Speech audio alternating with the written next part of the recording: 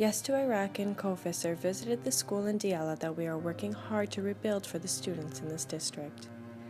This was our first visit to the old and new location so that we could witness the circumstances for ourselves.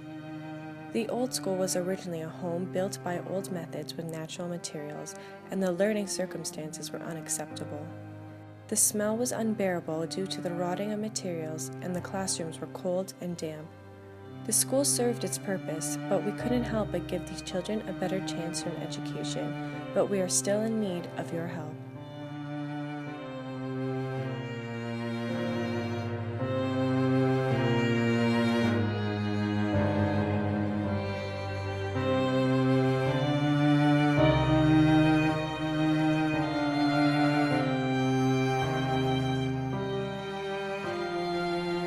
We take you now to the school that we have provided as a replacement.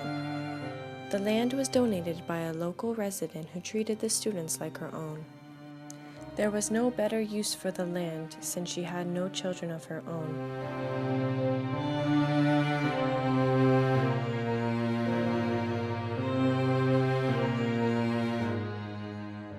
The school is almost complete, but there are still some things that are in need of more funds.